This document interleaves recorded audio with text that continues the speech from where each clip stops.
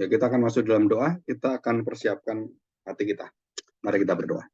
Bapa yang penuh dengan kasih dan kemurahan, dan kami percaya Tuhan bahwa Engkau yang sudah menciptakan, yang menjadikan kami ada, yang sebelumnya tidak pernah ada, dan kami mohon kekuatan serta pengertian dari firman-Mu, dari Roh-Mu yang kudus, sehingga kami mendapatkan sumber dari segala pengetahuan kami adalah berasal daripada Engkau.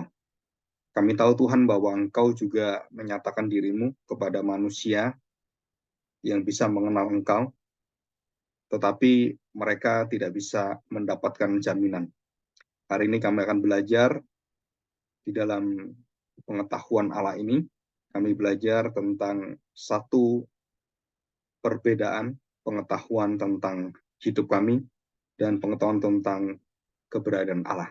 Ajar kami Tuhan, karena ini bukan hal yang mudah bagi kami, karena pikiran kami sangat terbatas, tetapi biarlah Roh Tuhan dan juga pertolongan dari Kristus yang sudah menyatakan keberadaan-Mu di dalam hidup manusia dan menjadi manusia, sehingga kami bisa mengenal dengan baik dan dengan sangat mudah, dengan sederhana, dan membawa kami ke dalam satu iman yang menjadikan kami bisa melihat Engkau melalui anak-Mu dan menikmati hidup yang baru, hidup yang kekal bersama dengan Engkau.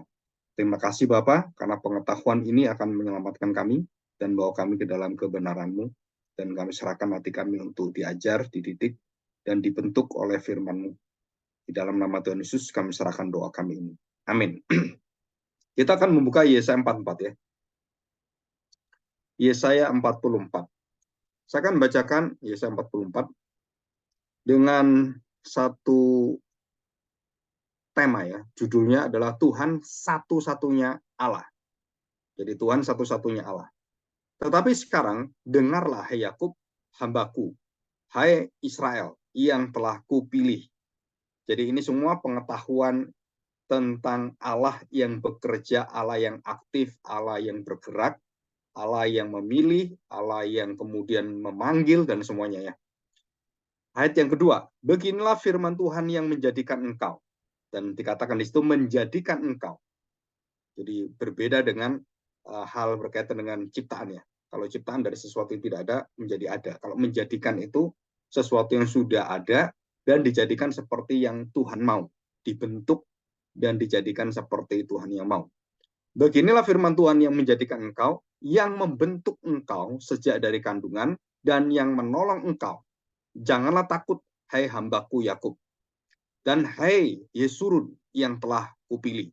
Dan ini seluruh keturunannya Yakub ya. Yang ketiga, sebab aku akan mencurahkan air ke atas tanah yang haus, dan hujan lebat ke atas tempat yang kering. Aku akan mencurahkan rohku ke atas keturunanmu, dan berkat-berkatku atau berkatku ke atas anak cucumu. Dan ini perkataan tentang roh Allah, roh Tuhan itu jelas menjadi jaminan yang akan menyertai seluruh keturunan Yakub. Jadi perjanjian lama itu bukan tidak ada pengajaran tentang Roh Kudus ya, tapi ini jelas ada, dan itu yang menggarap dan yang memelihara perjanjian Tuhan kepada Yakub dan seluruh bangsa Israel, termasuk kepada kita gereja dan tubuh Kristus yang baru. 4. Mereka akan tumbuh seperti rumput di tengah-tengah air, seperti pohon-pohon ganda rusa di tepi sungai. Yang satu akan berkata, aku kepunyaan Tuhan. Yang lain akan menyebut dirinya dengan nama Yakub. Dan yang ketiga akan menuliskan pada tangannya kepunyaan Tuhan. Dan akan menggelari dirinya dengan nama Israel. Ayat 6. Beginilah firman Tuhan, Raja dan Penebus Israel. Tuhan semesta alam. Dan ini ada 3 sebutan ya. Firman Tuhan, Raja, Penebus Israel, Tuhan semesta alam. Dan dikatakan demikian. Ini dari firman Tuhan ya, dari Yahweh. Tuhan besar, Tuhan itu menunjukkan Yahweh. Kalau dalam perjanjian baru itu kurios. Tuhan semesta alam, akulah yang terdahulu dan akulah yang terkemudian. Ini sama dengan kita Wahyu pasal yang pertama dan juga pasal 21, 22 yang ada di belakangnya. Dan dikatakan, akulah yang terdahulu dan akulah yang terkemudian. Alfa dan Omega, kemudian yang awal dan yang akhir, terdahulu kemudian. tidak ada Allah selain daripadaku. Siapakah seperti aku? Biarlah ia menyerukannya, biarlah ia memberitahukannya, dan membentangannya kepadaku. Jadi Tuhan itu menantang. Siapakah seperti aku? Kalau ada orang yang mau menyerukannya, silakan. Memberitahukannya, silakan. Membentangkannya, ya, jadi mendemonstrasikan itu dan menguraikannya, silakan. Siapakah yang mengabarkan dari dahulu kala hal-hal yang akan datang? Apa yang akan tiba? Biarlah mereka memberitakannya kepada kami. Jadi janganlah gentar dan janganlah takut, sebab memang dari dahulu telah kukabarkan dan kuberitahukan hal itu kepadamu, kamulah saksi-saksiku. Adakah Allah selain daripadaku? Tidak ada gunung batu yang lain. Dikatakan, tidak ada gunung batu yang lain. Tidak ada ku kenal. Jadi selain diri Allah sendiri. Ya, jadi ini kita belajar sesuatu yang sangat prinsip ya, yang harusnya setiap orang percaya, orang Kristen itu tahu keberadaan Allah. Nah, karena ada sesuatu yang membedakan pengertian kita dengan pengertian keberadaan yang dimengerti oleh manusia secara umum, dan karena manusia sudah jatuh dalam dosa, maka mengerti keberadaan Allah itu mereka tidak bisa tanpa pertolongan Allah sendiri. Jadi Allah yang harus berbicara menjelaskan siapakah diri Allah, baru kita tahu. Dan kita tahu bahwa penjelasan Allah itu tidak sesempurna kita mengerti seperti Allah sendiri. Jadi yang diberikan Allah kepada kita, firman Allah, yang cuman Alkitab Perjanjian Baru, 66 kitab itu juga merupakan satu ringkasan gitu ya, tentang siapakah diri Allah. Tetapi Allah sendiri jauh lebih besar daripada yang ada dalam firman Tuhan, keberadaannya. Nah, kita belajar hari ini adalah hal yang penting, dan kita belajar dari awal tentang siapakah Allah atau apa Allah. Terus kemudian kita tanya, kalau segala sesuatu itu ada awalnya dan kemudian ada akhirnya, bagaimana dengan Allah? Apakah keberadaan Allah itu ada awalnya dan ada akhirnya? Kalau ada awal dan ada akhirnya, siapakah yang mengawali Allah dan siapakah yang mengakhiri? Kalau Allah tidak berawal, tidak berakhir, bagaimana keberadaan Allah? Siapakah yang menciptakan Allah? Siapakah yang mengadakan adanya Allah? Nah, saudara, ini pertanyaan yang akhirnya bagi orang-orang modern, mereka kemudian buntu dan mereka kemudian menolak tentang adanya Allah. Allah itu tidak ada. Karena mereka pusing sekali. Kalau mereka pikir, terus mereka kemudian semakin berpikir karena pikiran sudah jatuh dalam dosa dan di dalam orang-orang yang sudah salah mengerti, dan waktu mereka mencari tentang keberadaan Allah yang merupakan keberadaan sumber dari segala yang ada, saudara, di situ manusia tidak bisa menembus karena pengertian mereka terbatas. Jadi sudah terbatas, jatuh dalam dosa lagi. Dan itu membuat semua pengetahuan manusia itu akhirnya waktu menjelaskan Allah adalah semua menghujat Allah. Mulai dari agama, penyembahan, dan kepercayaan, semua yang ada itu semuanya bukan mengenal Allah kemudian menyembah Allah dengan benar, enggak. Mulai dari membentuk patung-patung, menyembah berhala-berhala, kekuatan-kekuatan yang luar biasa yang ada di semesta alam. Dan waktu Allah menyatakan diri kepada Musa dan memanggil Musa, nah di situ ada satu keberadaan yang sebelumnya Musa itu tidak tahu keberadaan itu. Dan Musa hanya mengerti dalam imannya, menerima dari keturunan-keturunannya, mulai dari zaman papanya Abraham itu kan, bapaknya Abraham, kemudian Isa, Yakub, terus Israel, dan semua keturunan-keturunan semuanya itu. Dan dia cuma mendengarkan itu. Dan dia tidak pernah bertemu dengan Allah dan tidak pernah tahu siapakah Allah, apa itu Allah. Saulus juga sama. Saulus mengerti tentang seluruh perjanjian lama. Banyak dia tahu tentang firman Tuhan. Tetapi dia tetap bertanya waktu Allah datang dan menyatakan diri kepada dia. Apa yang terjadi? Paulus bertanya, Saulus waktu itu ya, siapakah engkau? Ya Tuhan atau ya Allah. Jadi dia mengerti pengetahuan Allah, iya. Tapi dia nggak punya relasi. nggak punya satu ikatan dengan Allah, tidak punya satu seperti satu relasi, satu kebergantungan, dan itu terlepas dan dia tidak tahu. Padahal Allah itu sudah memanggil dia, sudah memilih dia, sudah menetapkan Saulus menjadi rasul Paulus gitu kan. Itu kan sudah Tuhan tetapkan semua, tapi dia nggak pernah tahu bahwa dia ada itu adalah untuk melayani Yesus Kristus, Tuhan Yahweh kita itu. Ya, jadi Yesus juga Yahweh. Jadi karena Yahweh itu kan Esa. Nah, siapakah engkau ya Allah? Nah, terus kemudian Tuhan Yesus menjawab, mengapa engkau menganiaya aku? Dan itu relasinya adalah apa yang dia lakukan kepada orang-orang percaya itu sama persis dia lakukan kepada Kristus. Jadi Yesus mengidentifikasi dirinya, penderitaannya itu sama seperti gereja-gereja yang dibunuh, kemudian dianiaya, kemudian disiksa, dibuang, dan disepelekan, dihina, terus dipenjara, dan bermacam-macam ya, dibunuh juga semuanya. Dan Tuhan Yesus mengatakan, kenapa engkau menganiaya aku? Nah, Paulus tidak pernah tahu hubungan yang seperti ini sebelumnya. Jadi keberadaan diri Saulus, keberadaan diri dari Musa, dan keberadaan diri dari Allah itu sangat berbeda. Berbedanya apa? Karena dia hanya tahu sebatas dia tahu, dan kalau Allah tidak menyampaikan dirinya dan membukakan dirinya, Musa, Saulus, mau Daud, mau Adam, mau Abraham, orang-orang itu nggak pernah tahu. Dan sama seperti kita. Jadi keberadaan Allah itu harus diberitahukan baru kita tahu. Nah, bagaimana kita tahu? Dari Allah yang menyatakan dirinya melalui nabi, melalui suara-suara yang ada dalam hati nurani kita, melalui alam semesta ini, yaitu di dalam wahyu umum, dan melalui wahyu khusus. Wahyu khusus itu puncaknya adalah penyataan Allah di dalam Kristus Yesus.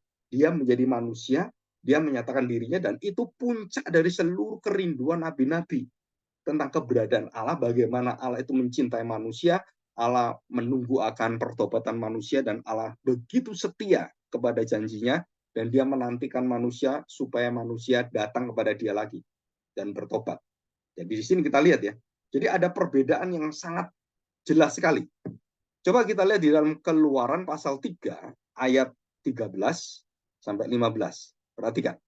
Lalu Musa berkata kepada Allah, tetapi apabila aku mendapatkan orang Israel dan berkata kepada mereka, Allah nenek moyangmu telah mengutus aku kepadamu. Nah, jadi Musa ini kan nggak dikenal oleh mereka kan, yang dikenalnya itu seorang pembunuh. Tetapi apabila aku mendapatkan orang Israel dan berkata pada mereka, Allah nenek moyangmu telah mengutus aku kepadamu, dan mereka bertanya kepadaku, bagaimana tentang namanya? Siapa engkau sebenarnya? Apakah yang harus kujawab kepada mereka? Jadi Musa tanya, ya terus saya ditanya, kamu diutus oleh siapa? Ya saya nggak tahu. Karena dia baru berkenalan dan dia bertanya. Kalau orang tanya nanti gimana? Tuhan, namamu siapa? Nah, Tuhan menjawab begini, firman Allah kepada Musa. Jadi firman Allah, jadi ini adalah firman itu Kristus, yang berbicara adalah Kristus. Aku adalah aku. Lagi firmannya, beginilah kau katakan kepada orang Israel, akulah aku, telah mengutus aku kepadamu. Jadi akunya ada 3. Aku adalah aku, akunya Allah. Mengutus aku, yaitu Musa, berkata pada dirinya sendiri bahwa aku diutus oleh akunya aku itu. Aku adalah aku, mengutus aku, dan kemudian datang kepadamu. Jadi namanya siapa? Aku adalah aku. Kenapa Tuhan tidak memberitahu namanya seperti yang kita kenal sebagai Yehovah, ya, Yahweh itu. Nama Yahweh itu kan yang dianggap nama yang begitu keramat, dan dikatakan aku adalah aku, yang merupakan ringkasan dari pengenalan akan Yahweh itu, dan kemudian orang Israel menyebut sebagai itu adalah sebagai sebutan yang tidak boleh dikatakan oleh manusia, dan itu sangat sakral, sangat kudus, dan kalau kita salah ngomong kita bisa binasa. Nah, seperti itu. Jadi dikatakan akulah aku yang mengutus kamu atau aku kepadamu, kepada orang Israel. Jadi Musa pada orang Israel. Dikatakan selanjutnya, Berfirman Allah kepada Musa, beginilah kau katakan pada orang Israel, Tuhan Allah nenek moyangmu, Allah Abraham, Allah Ishak dan Allah Yakub telah mengutus aku kepadamu, itulah namaku untuk selama-lamanya, dan itulah sebutanku turun-temurun.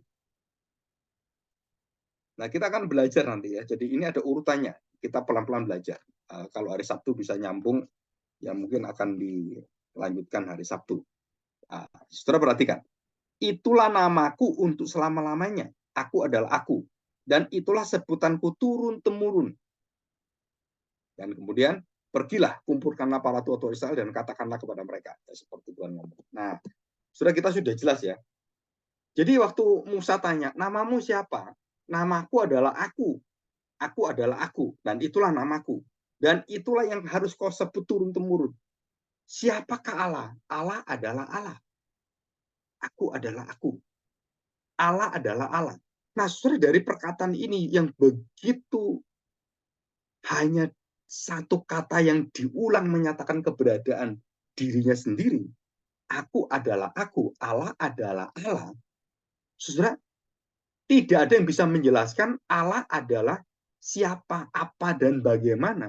Kecuali apa? Allah, ya adalah Allah. Ini berkaitan dengan apa? Dengan yang ada. Allah adalah Allah. Allah itu ada. Allah itu siapa? Bagaimana kita lihat keadaannya, bagaimana kita siapa dia, namanya siapa, dia berada itu di mana gitu kan? Nah, Allah adalah Allah, aku adalah aku. Akulah aku. Akulah aku.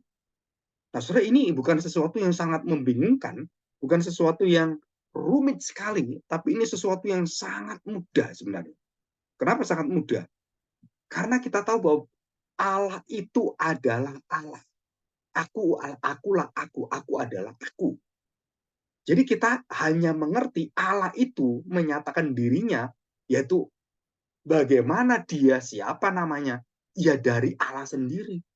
Sumbernya dari dia. Keberadaan dia dari mana? Ya dari dirinya sendiri. Dan siapakah dia, asal mula dari mana? Tidak ada asal mulanya. Dia ada pada dia sendiri dan dia tidak diciptakan, tidak berada dari ketiadaan. Nah, saudara, ini Allah ada, bukan dari yang tidak ada kemudian menjadi Allah. Tidak, saudara.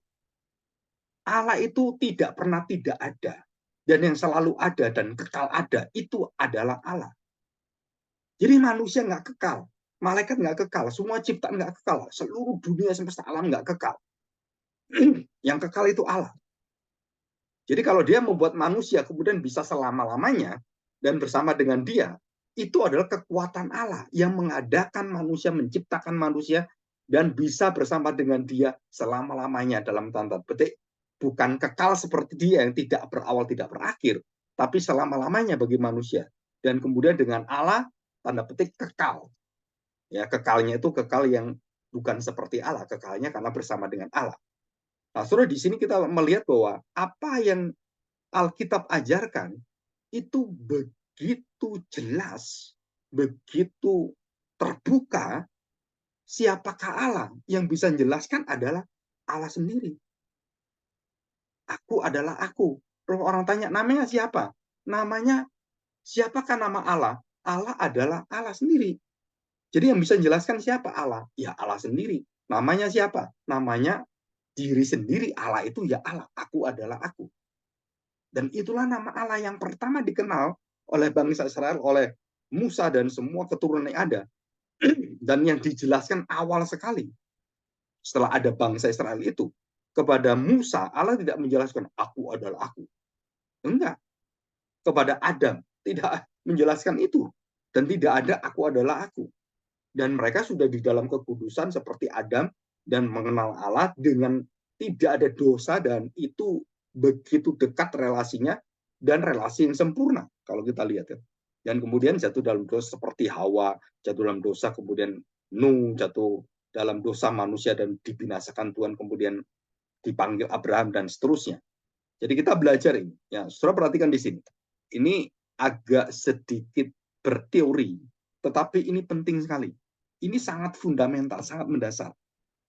Saudara perhatikan, sebelum kita bisa memikirkan apapun, bagi kita manusia, saudara, harus ada yang bisa dipikirkan. Jadi begini, ini ada benda, terus saya ditanya, ini apa? Nah, saudara, saya bisa menjawab setelah saya melihat adanya benda itu, yang ada, ya, yang berada. Kalau orang dikatakan aku adalah perempuan, aku adalah laki-laki, dan jelas ada bendanya dan bisa dilihat, kemudian keberadaannya jelas, dan semua bisa dimengerti, diteliti, diidentifikasi. Oh, kalau laki ini, perempuan ini, lahir bagaimana, bentuknya bagaimana, alat kelaminnya, kemudian bentuk badannya, rambutnya, dan gennya sampai diteliti seperti itu. Nah, sudah perhatikan, being itu harus menjadi satu pengetahuan awal manusia. Jadi seperti ini. Kalau saya tidak ada, bisa saya bisa memikirkan sesuatu yang ada di sekeliling saya? Jawabannya tidak bisa. Kalau kamu belum ada, kamu nggak bisa memikirkan apapun sebelum kamu ada. Bahkan kamu ada pun waktu kamu bayi, kamu sangat sedikit sekali pengetahuannya. Proses otaknya juga sangat sedikit. Nah, itu bedanya Allah dengan kita. Ya, dikatakan dalam Yesaya tadi dengan sangat jelas sekali. Yesaya mengatakan kan pada pasal 44 tadi. Dan tidak ada orang lain seperti Allah lain seperti aku. Apalagi manusia dalam Yesaya 44 ayat 9, kebodohan manusia yang membuat patung-patung dianggap sebagai Allah. Nah, itu dibahas di dalam kitab Yesaya dan dikatakan itu sangat bodoh, sangat keji di hadapan Tuhan. Kenapa? Karena mereka mencoba untuk menarik keberadaan Allah dan diwakili dengan perbuatan-perbuatan dan bagaimana Allah membuat itu Allah. Manusia membuat Allah. Setelah itu bukan Allah. Allah tidak pernah bisa dibuat oleh manusia. Allah tidak pernah bisa dipikirkan kemudian menjadi Allah. Justru nggak bisa. Jadi Allah itu sudah ada pada dirinya sendiri, sedangkan kita ada bukan pada diri kita sendiri. Seluruh hidup kita tidak pernah berada pada diri kita sendiri. Ini yang disebut sebagai yang ada. Jadi Allah ada berdiri pada diri sendiri, namanya disebut sebagai eksistensi. Nanti ada berkaitan dengan eksistensi itu keberadaan yang berkaitan dengan ruang dan waktu, terus dimensi, namanya eksistensi. Tapi kalau ini adalah being. Jadi being dengan eksistensi, dengan esensi itu dulu being, dulu keberadaan pribadi Allah itu, keberadaan yang ada Allah sendiri. Jadi ada sebelum sesuatu berada, ya, bereksistensi. Sesudah itu lawan katanya adalah yang tidak ada. Yang tidak ada artinya apa? Yang tidak bermakna, yang tidak hidup, yang tidak bisa kita ketahui, yang tidak ada. Jadi kalau Allah itu ada, pasti setiap manusia bisa mengerti Allah. Nah, itu Roma pasal 1 ayat 19 dan seterusnya menjelaskan bahwa Allah itu ada dan kekuatan keberadaannya ada di dalam setiap apa yang ada dalam ciptaan Allah, termasuk dalam diri kita, dalam pikiran kita, dalam hati kita, dan nurani kita, dan kekuatannya yang tidak kelihatan, yang ilahi itu, keberadaannya itu tidak bisa dibantah dan tidak ada satu alasan apapun manusia bisa menolak dia. Jadi saudara, kita ditanam pengetahuan Allah itu tentang Allah ada, itu bukan karena kita ngerti dari orang tua, bukan ngerti dari segala sesuatu yang baru kita pelajari pengetahuan, bukan. Itu sudah ditanam dalam hidup kita waktu kita lahir, waktu kita ada. Saudara, kita diberi satu hati yang menyembah Tuhan. Satu ikatan dengan pencipta. Ini penting sekali. Jadi kalau kita mengatakan bahwa Allah tidak ada, berarti kamu sedang memisahkan hidupmu dari Allah. Artinya kamu adalah orang yang tidak berAlah, tidak mau mengakui Allah. Ya, jadi artinya itu ateis, tidak mengakui keberadaan Allah. Namanya A itu tidak ada ya. Jadi A terus teis, tidak ada Allah. Nah, saudara perhatikan, jadi kalau kita berkata bahwa Allah ada, maka kita tahu bahwa seluruh keberadaan itu berada di dalam kekuatan di dalam diri Allah. Allah yang mengadakan, menciptakan segala sesuatu. Ya, jadi jelas sekali. Nah, yang ada itu harus menjadi yang nyata, realita dalam hidup kita ya manusia ini. Nah, yang realita artinya apa? Yang dapat dimengerti, dipercaya, dan bisa dipikirkan gitu. Jadi bisa dipikirkan. Maka Allah waktu berbicara dengan manusia, waktu Allah berhubungan dengan manusia, Allah itu pada waktu sebelum ada nabi-nabi, Allah itu berbicara dengan manusia, itu dengan Adam, itu langsung dia. Jadi langsung ya berbicara dengan manusia. Jadi Allah itu nyata, Allah itu ada, Allah itu bisa dilihat oleh Adam, bisa di apa ya bergumul dengan Adam, bersekutu dengan Adam, dan bergaul dengan Adam. Jadi bukan seperti kita ini. Seperti kita kan, ya Allah itu di mana ya? Kita kan nggak tahu. Kita tahunya di dalam Kristus, di dalam Roh Tuhan, kan di situ kan. Tapi waktu Adam sebelum jatuh dalam dosa, kita kan sudah jatuh dalam dosa. Adam sebelum jatuh dalam dosa bersekutu dengan Allah, dan itu bukan persekutuan cuma 1-2 hari, itu persekutuan di dalam Roh yang terus gitu kan. Dan kemudian Tuhan ingatkan pada manusia, dan kemudian Tuhan uji manusia tentang hal-hal yang penting supaya manusia memilih apakah dia taat kepada Allah atau tidak. Nah, di situ Allah kemudian memberikan kesempatan kepada manusia untuk memilih, dan manusia jatuh dalam dosa. Nah, saudara, jadi Allah yang ada itu harus menyatakan diri nyata di dalam realita yang dilihat oleh manusia. Jadi kalau sekarang orang mengatakan Allah itu nggak ada, kenapa? Allah itu kan roh. Sedangkan kita manusia, kita nggak berhubungan dengan Allah. Saudara-saudara harus tahu bahwa waktu Allah dalam keberadaannya yang merupakan satu wujud roh yang begitu tak terbatas, maha hadir, maha tahu, dan maha segala-galanya mengawasi kita. Dia tahu apapun yang kita kerjakan, dosa kita apa, jatuh kita apa, pikiran kita joroknya kayak apa, itu pikiran kita jahatnya kayak apa. Dia tahu, bukan hanya tahu, dia tahu segala-galanya. Kenapa? Karena dia yang menciptakan kita, dia yang tahu bagaimana mengurus kita, bagaimana nyasar-nyasarnya kita. Dia tahu semua, saudara. Dan dia tahu bagaimana kalau kita nyasar jatuh dalam dosa, dia tahu bagaimana memperbaikinya. Dia tahu bagaimana mencegahnya, dia tahu bagaimana melindungi kita, memelihara kita, mengawasi kita. Dia tahu semuanya. Kenapa? Karena dia adalah yang ada, yang tak terbatas, yang kekal itu. Dan dia nyata dalam hidup kita.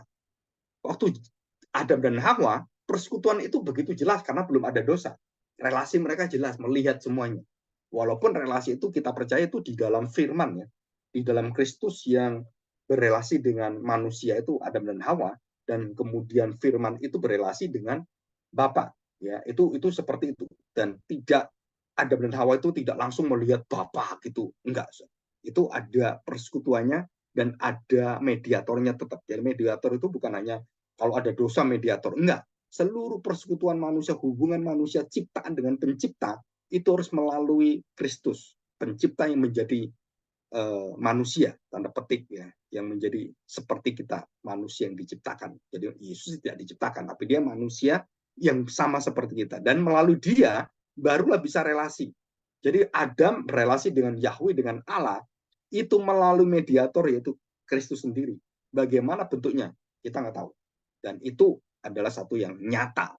Dan seperti kita. Dan dalam iman kita, kita bisa melihat bahwa Kristus itu menyertai kita dan itu nyata. Bukan tiada, bukan tidak berealita, dan tidak masuk akal, saudara. Dan kita harus tahu ini. Ya. Dan ini yang dikatakan bahwa berbeda dengan khayalan. Allah yang dikayalkan, semua Allah-Allah yang dibentuk oleh manusia, seperti orang-orang Jepang membentuk Allah, dewa matahari, dewa bulan, dewa sungai, dewa danau, dewa gunung, dewa-dewa yang lain-lain, kemudian ada dewa binatang, dewa singa, dewa. Itu manusia banyak dan jutaan dewa-dewa yang dibuat oleh manusia yang kemudian dikenal dan kemudian manusia mengangkat dan disembah oleh mereka. Nah, saudara, itu semuanya adalah satu tanda petik penistaan akan nama Tuhan. Itu penghujatan nama Tuhan. Jadi seluruh penyembahan berhala itu adalah penghujatan. Karena itu Tuhan nggak mau. Hukum yang pertama adalah jangan ada Allah lain di hadapanku. Dan kamu menyembah dia dan menyebutnya sebagai Allah Aku akan memuntahkan kamu, aku akan membunuh kamu, membinasakan kamu. Jadi Allah ini ada, dan dia begitu jelas ada dan diketahui oleh manusia dalam hati nurani, dalam seluruh ciptaan, dalam laut yang kita lihat itu begitu besar, dalam gunung-gunung yang bergemuruh seperti itu yang bisa meletus, kita melihat kekuatan kekuasaan Allah yang luar biasa. Tetapi itu semua adalah hanya sebagai wahyu secara umum. Jadi kita bisa mengerti itu, tapi bukan wahyu secara khusus. Kalau khusus gimana? Nah, khusus Allah menyatakan kehendaknya kepada orang-orang tertentu dan membentuk bangsa tertentu kemudian menjadi bangsa-bangsa seperti yang kita tahu di dalam perjanjian yang kekal dalam anugerah Tuhan. Jadi kita dipilih oleh Tuhan, kita dipanggil oleh Tuhan semuanya. Ya, kemudian kita masuk yang ketiga, eksistensi. Nah, saudara, Allah itu tidak berwaktu, Allah tidak beruang, Allah tidak bertempat. Nah, saudara perhatikan ya.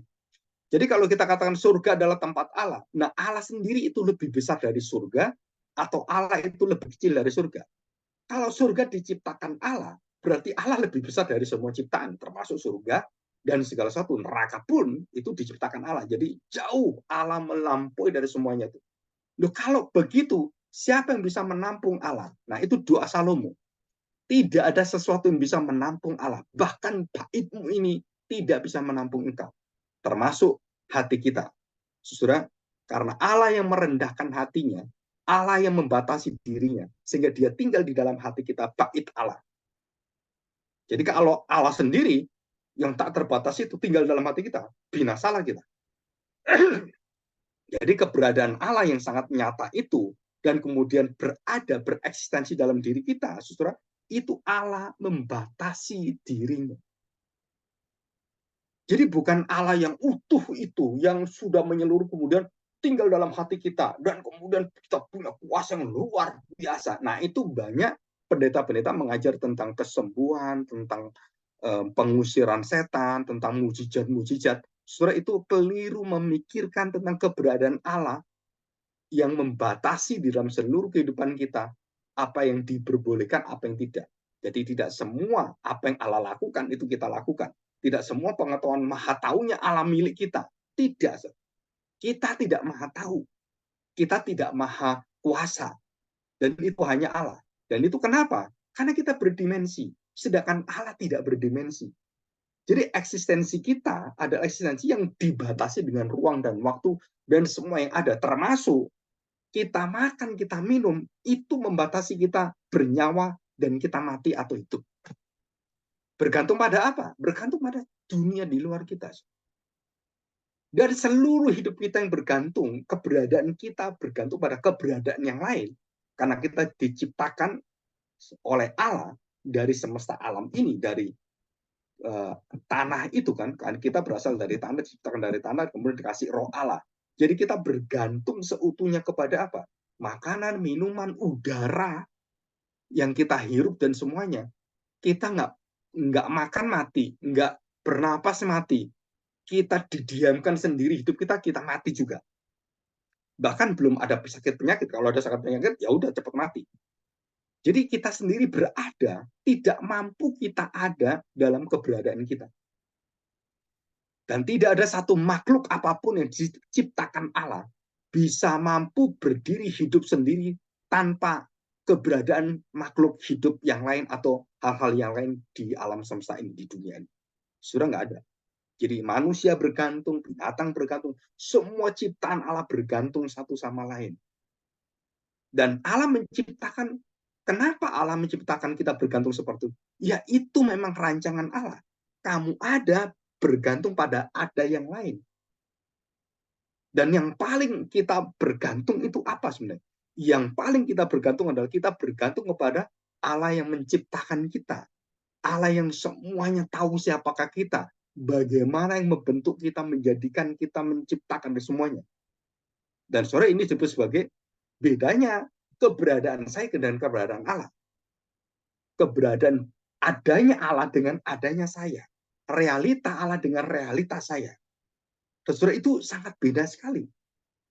Ini hal-hal yang mendasar.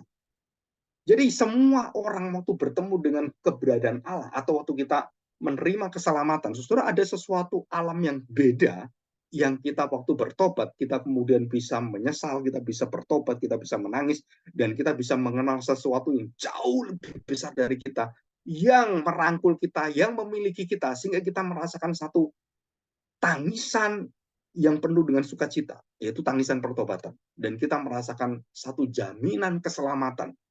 Dan iman kita bisa percaya, dan kita bisa mengaku, Yesus, Engkau adalah Tuhan, pemilik saya, pencipta saya, Engkau penebus saya. Saudara, itu pengetahuan itu tentang keberadaan yang kekal ini, yang nyata, yang langsung kita terima, yang juga mendiami kita, berada dalam diri kita. Saudara, itu adalah satu anugerah Tuhan. Ya, jadi satu anugerah Tuhan. Nah, kita akan bahas ini ya. Oke. Nah, saudara, kita sudah membahas tentang beberapa hal penting ya. Perbandingan pencarian keberadaan. Nah, saudara perhatikan, di dalam filsafat, pemikiran-pemikiran manusia yang mencoba untuk masuk ke dalam pemikiran-pemikiran lebih tinggi daripada yang ada yang dilihat, mereka kemudian masuk dalam pengertian yang sangat terbatas. Ya, saya beri contoh. Parmenides ya. Parmenides itu mengatakan apapun yang ada itu ya tetap ada. Jadi apapun yang ada ya tetap ada. Artinya apa? Bergerak apapun ya dia tetap ada. Heraklitos membantah dan dia mengatakan apa? Apapun yang ada itu berubah. Jadi kita nggak pernah berjalan di satu tempat walaupun jalan itu sama, kotanya sama, dan semua jalan kita lewati sama. Itu kita berjalan itu pasti berubah. Anginnya berubah, terus udaranya berubah, kemudian orangnya berubah, yang berpapasan kita berubah, dan semuanya serba berubah. Karena setiap detik, setiap waktu, itu semua terjadi perubahan-perubahan dalam hidup kita. Menurut Heraklitos. Apakah benar seperti itu? Ya kita realitanya, kita lihat benar seperti itu. Dan air yang mengalir di sungai itu tidak pernah sama, karena airnya berasal dari gunung, turun, kemudian ke laut, dan itu berotasi gitu kan, dan terus berjalan. Waktu kita lewati, ini airnya sudah beda. Hari ini dengan berapa menit lagi udah beda, dan airnya beda. Tapi sungainya sama, dan semua kita lihat sama. Orang-orang kita juga bisa lihat keberadaan semua, mulai dari kampung-kampungnya semua kelihatannya sama, tetapi tidak sama. Bukan yang ada itu pasti ada. Yang ada tetap ada kan, yang tetap ada itu terus. Heraklitus katakan enggak, yang ada itu berubah sebenarnya. Di dalam apa berubahnya? Di dalam seluruh keberadaan esensinya, keberadaan eksistensinya. Dan itu berubah karena ruang dan waktunya berubah. Senin, Selasa, Rabu tanggalnya berubah. Jadi waktu kita berada di dalam satu tempat dan kita bisa menyatakan, loh kan saya tetap di sini, airnya tetap di sini. Iya tahu, kalau semua tidak berwaktu, semua tidak bergerak, semua tidak hidup, ya kamu berada di tempat yang tidak pernah berubah. Tapi karena semua bergerak, semua aktif, semua hidup, dan berjalan, maka semua akhirnya tidak pernah berada dalam satu waktu tertentu, dan itu waktu berjalan terus. Nah, ini disebut sebagai Heraklitos sebagai hidup itu, apapun yang ada, itu berubah. Dan kita mengatakan, iya betul. Secara kenyataan, bahwa keberadaan kita bergantung pada ruang dan waktu. Dan semuanya itu berubah, dan waktu berubah, dan dunia ini semakin tua. Nah, siapa yang mengadakan yang ada? Nah, sekarang kita melihat ada satu diskusi ya. Satu diskusi seorang anak tanya pada ibu, "Mah, Mama," ini satu dialog. Dan kita seringkali anak kecil seperti itu ya. "Saya ini dari mana asalnya?" Mamanya melihat anaknya, heran dia. "Loh, kenapa kamu tanya gitu?" "Loh, dulu saya tuh perasaan saya melihat mama itu tambah lama tambah beda." Bedanya apa? Mama sekarang udah berubah, udah tua. Papa sekarang juga sudah mulai ada ubananya. Dan waktu anak itu tanya, ya ini semua dari mana? Terus dia tanya tentang, saya ini ada itu bagaimana gitu kan. Terus ditanya oleh mamanya, maksudmu kamu tanya apa? Iya, saya ini berasal dari mana? Ya, kamu berasal dari mana? Ya berasal dari papa mama. Kamu dulu nggak ada. Papa mama kawin, dan kemudian Tuhan berikan satu anugerahnya, kemudian kamu ada di situ. Hasil perkawinan itu ada kamu. Jadi saya ini ada karena apa? Karena mama papa kawin. Terus dia tanya lagi, loh kalau gitu mama papa ada itu karena siapa? Siapa yang menciptakan saya? Siapa yang menciptakan papa mama? Terus ditanya oleh anaknya. Jadi yang membuat saya ada itu perkawinan itu. Bingung orang tuanya. Loh bukan. Bukan perkawinannya, bukan waktu kita ritualnya, bukan. Dan kemudian mulai dia besar, mulai dia SMP, SMA, dia kemudian mulai mengerti. Oh, karena ada telurnya, karena ada laki-lakinya, sel spermanya, dan kemudian dibuai, terus jadilah saya. Nah, suruh perhatikan. Waktu anak itu tanya, mamanya menjawab dengan sederhana, tapi tidak sesederhana. Anak itu bisa mengerti. Kenapa? Karena dia terbatas, mamanya juga terbatas, dan pengetahuan itu berjalan, kemudian anak mulai tahu. Oh, saya berasal di sini. Berarti saya itu ada karena hasil dari pernikahan, hasil bersatunya antara mama saya dengan papa saya. Dalam pernikahan disebut sebagai satu tubuh itu. Dan kemudian terjadilah saya. Dan Tuhan memberikan rohnya kepada saya. Saya hidup gitu. Terus orang ditanya lagi. Ya kan, ditanya lagi. Dan kemudian ditanya apa? Saudara, berarti semua yang ada ini, saya ini ada dari mana? Papa mama saya ada. Papa mama saya dari mana? Ya dari papa mama kita. Nah kalau itu manusia, kalau benda-benda gimana? Kita lihat sekarang kan, ini kursi dari mana? Loh kursi kan dari tangan orang yang membuat kursi. Nah kursi ini asalnya dari mana? Dari pohon. Pohon ditebang, terus dibentuk, digergaji, terus dibersihin, terus dipotong-potong, diukur, jadilah kursi, jadilah meja. Oh gitu, berasal dari pohon ya. Ya. Nah pohon berasal dari mana? Oh pohon itu ditanam. Pohon ditanam itu dari siapa? Bijinya dari siapa? Ujung-ujungnya kemana? Akhirnya ya siapa yang mengadakan segala sesuatu yang ada? Siapa yang menciptakan semua yang ada? Siapa yang membuat semua manusia yang ada? Akhirnya ujungnya kemana? Ujungnya ke keberadaan Allah sendiri. Terus kemudian anak ini bertanya, kalimat yang membingungkan orang tuanya. Kalau begitu, kalau semua ada dari karena ada yang lain, dan kemudian puncaknya adalah semua diadakan oleh Allah. Terus anaknya bertanya, kalau begitu siapa yang menciptakan Allah? Siapa yang mengadakan alam? Namanya bingung. Nah, saudara kalau dia bingung, kemudian salah mengatakan, oh Allah itu diciptakan Yesus. Nah, saudara kita sesat. Atau kebalikan, Yesus menciptakan Allah sehingga menciptakan kita. Ya, kita sesat. Jadi waktu anak bertanya kepada hal-hal yang bisa dijawab, asal sesuatu dari mana? Oh ini asal ini dari ini. A dari B, B dari C, dan kemudian kita bisa menjelaskan secara alam gitu kan. Ini berasal dari ini. Dan dari mana ke alam semesta ini? Bagaimana planet itu ada dari sini. Dan kemudian pengetahuan manusia tambah hebat, tambah luar biasa. Kemudian lihat teleskop gitu kan. Wow, bisa melihat dan pakai semua yang luar biasa. Oh, kok lebih lagi ada yang lebih luas lagi. Ada galaksi-galaksi yang lain. Dari mana ini ya? Nah, waktu manusia berhenti dalam pengetahuannya, anak ini berhenti dan bertanya, oh ini ya Allah menciptakan. Kalau kita percaya, amin. Kalau kita nggak percaya, anak itu kalau aneh-aneh tanya, Allah diciptakan siapa? Kita nggak pernah tahu. Allah diciptakan siapa? Terus kemudian mamanya jawab, salah juga jawabnya. Ya Allah menciptakan dirinya sendiri menjadi Allah. Ya, tambah salah kita. Apakah Allah menciptakan diri sendiri? Apakah pencipta menciptakan dirinya sendiri? Setelah kita menjadi masalah yang besar di situ.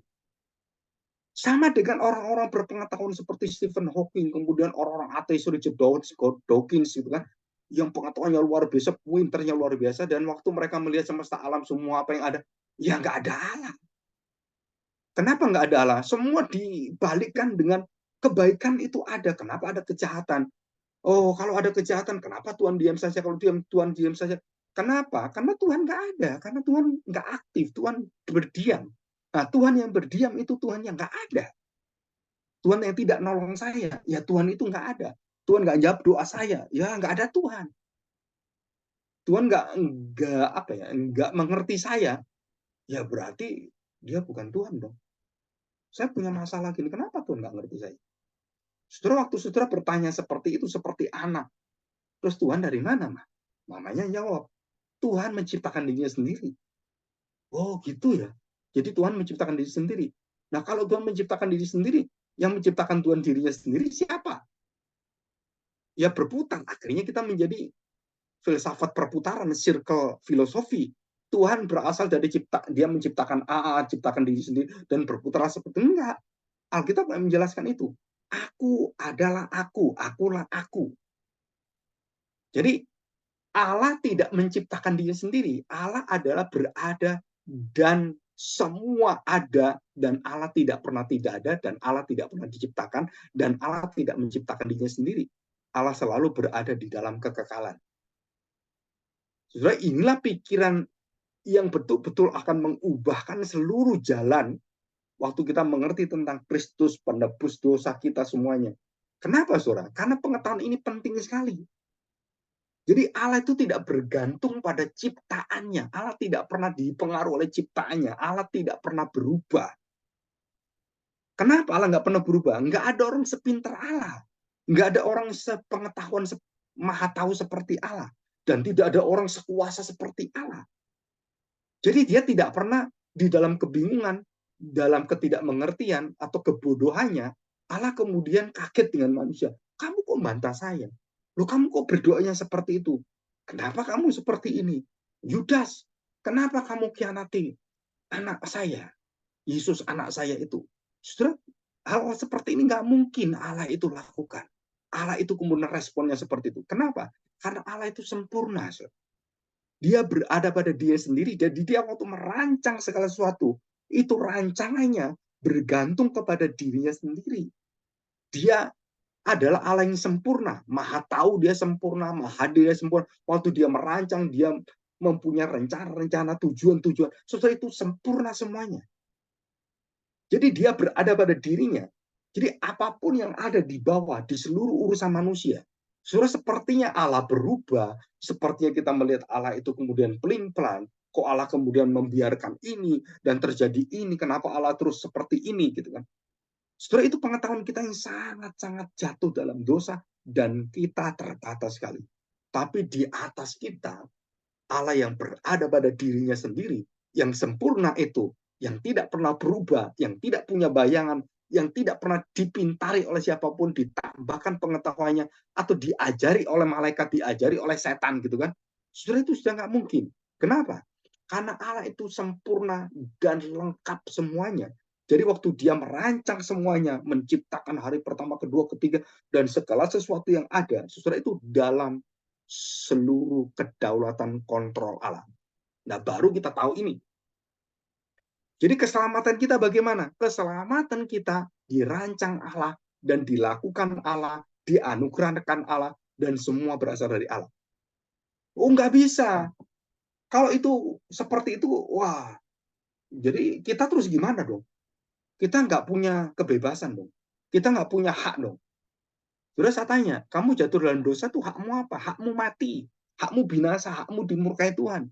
Tapi karena Tuhan itu baik hati, kamu diberi kemurahan oleh Tuhan. Terus kamu kok merasakan dirimu bisa lakukan, oh berarti kalau saya bisa menanggapi Tuhan, ya Tuhan baru mengerti saya. Kalau saya nggak menanggapi, ya Tuhan buang saya gitu kan.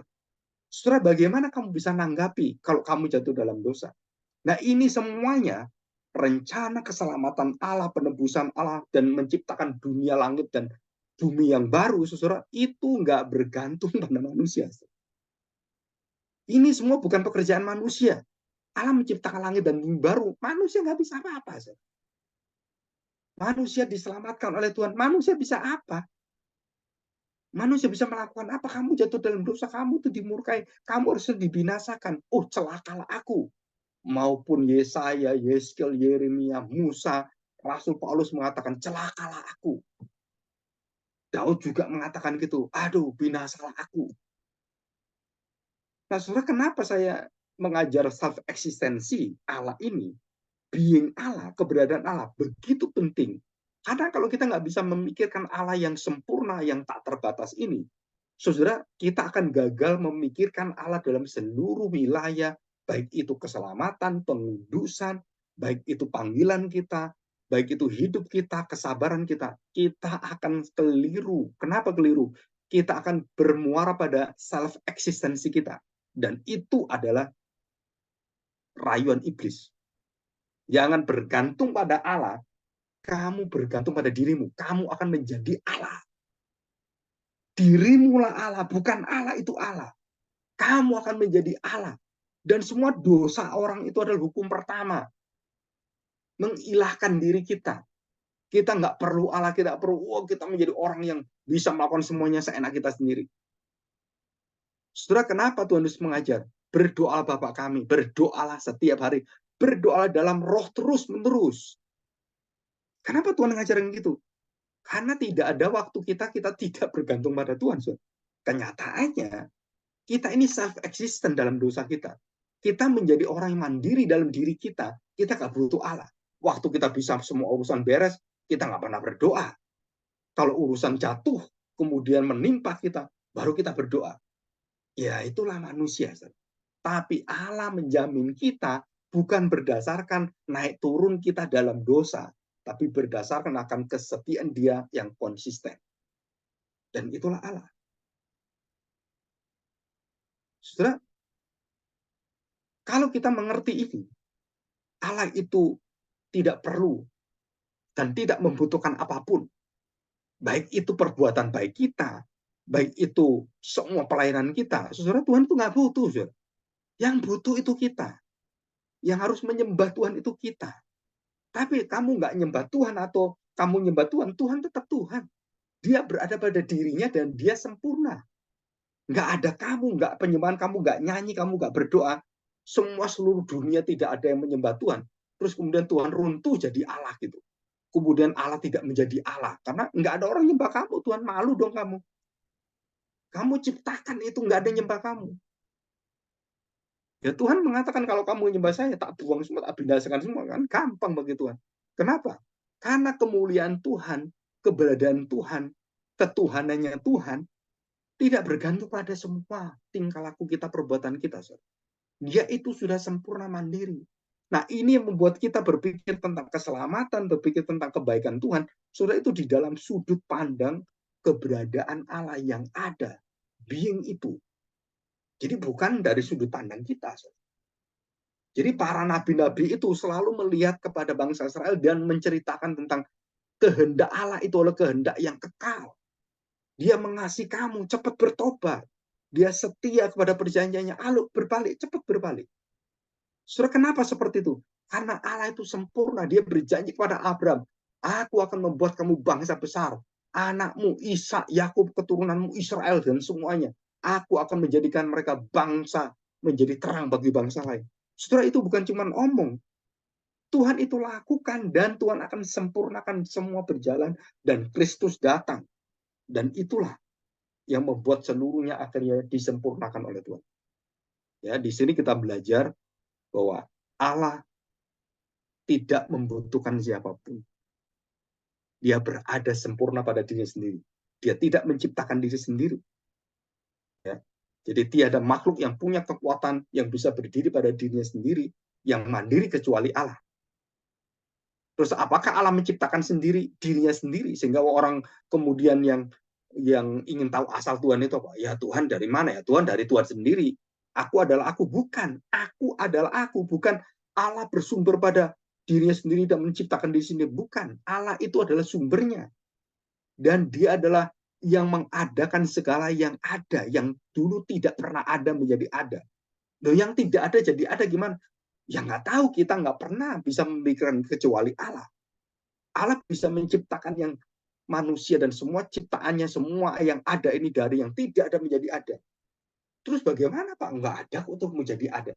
Ya itulah Allah. Kita nggak bisa berpikir seperti Allah. Kita nggak bisa menciptakan seperti Allah, mengadakan sesuatu seperti Allah. Nah, saudara, ini adalah satu jawaban yang sangat jelas. Jadi jangan menjawab Yesus menciptakan Allah. Allah menciptakan Yesus, jadi Yesus itu adalah ciptaan Allah.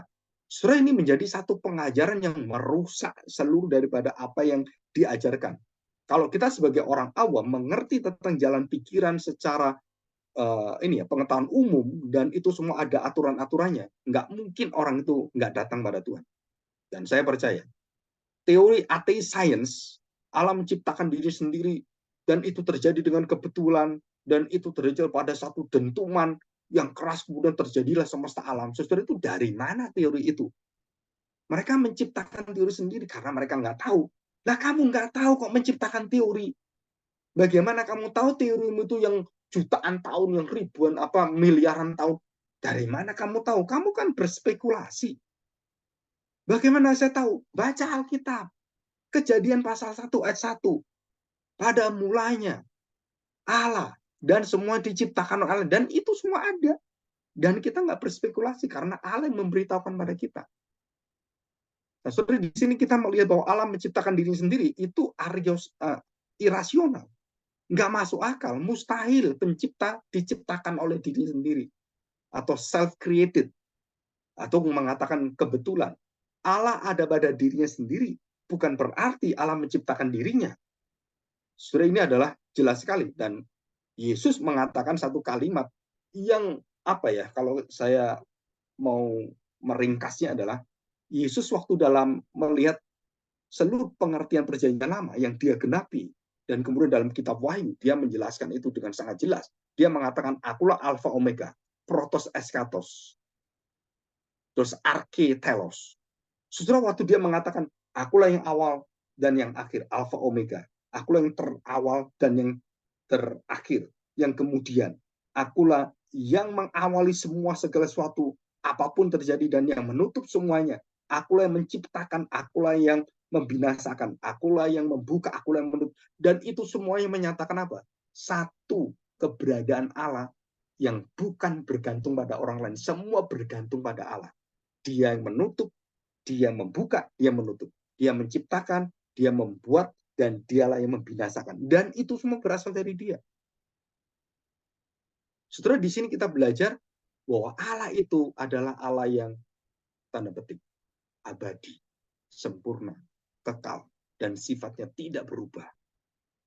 Saudara, itu ada dalam ayat-ayat seperti Mazmur 139, Kisah Para Rasul 17 ayat 25. Coba kita tutup dengan ini ya. Kita tutup dengan ayat ini. Kisah 17 ayat yang ke 23 ya. Kisah 17 ayat 23 sampai 25. Sebab ketika aku berjalan-jalan di kotamu dan melihat-lihat barang-barang pujaanmu, aku menjumpai juga sebuah tulisan di mezbah kepada Allah yang tidak dikenal. Jadi dikenal ya. Jadi ini pengetahuan. Pikiran manusia mengenal. Itu pun nggak kenal kamu. Kepada Allah yang tidak dikenal, apa yang kamu sembah tanpa mengenalnya, itulah yang kuberitakan kepadamu. Dan itu hanya satu mezbahnya. Dan patung-patung ribuan, banyak patung apapun. Tapi hanya satu patung kamu beritahukan kepada Allah yang tidak aku kenal. Nah, inilah Allah yang benar yang tidak kamu kenal. Yang aku kenalkan pada kamu. Ayat 24. Kisah 17 ayat 24. Allah yang telah menjadikan bumi dan segala isinya, ia yang adalah Tuhan atas langit dan bumi, tidak diam dalam kuil-kuil buatan tangan manusia. Dan juga tidak dilayani oleh tangan manusia. Seolah-olah, nah perhatikan saudara, self-existent, berada dalam dirinya, self-aseity, kemandirian Allah. Ia seolah-olah ia kekurangan apa-apa, karena dialah yang memberikan hidup dan nafas dan segala sesuatu kepada semua orang. Dari satu orang saja ia telah menjadikan semua bangsa dan umat manusia untuk mendiami seluruh muka bumi, dan ia telah menentukan musim-musim bagi mereka dan batas-batas kediaman mereka, supaya mereka mencari dia dan mudah-mudahan menjamah dan menemukan dia, walaupun ia tidak jauh dari kita masing-masing. Sebab ayat 28, di dalam dia kita hidup, kita bergerak, kita ada, seperti yang telah juga dikatakan oleh pujangga-pujanggamu. Sebab kita ini dari keturunan Allah juga. Karena kita berasal dari keturunan Allah, kita tidak boleh berpikir bahwa keadaan ilahi sama seperti emas atau perak atau batu, ciptaan kesenian, dan keahlian manusia menjadi patung-patung itu. Sebab kita di dalam dia kita hidup, kita bergerak, kita ada. Nah, saudara perhatikan. Kita ada seperti yang telah dikatakan sama semua orang berkata tentang. Ya. Jadi ini jelas sekali. Jadi pengetahuan kita tentang Allah yang benar, yang sempurna, yang tidak membutuhkan siapapun, itu berpengaruh kepada seluruh konsep kita tentang keselamatan, tentang pemanggilan kita, kebenaran kita, pembenaran kita, penebusan kita, pengudusan kita, dan semuanya berpengaruh. Kenapa? Karena semua berasal dari Allah. Kita hidup, kita bergerak, kita mati, kita kemudian berjalan, kita bisnis, semua di dalam pengontrolan kedaulatan otoritas Allah. Ya, mari kita berdoa, kita bersyukur kepada Tuhan. Bapak yang baik, kami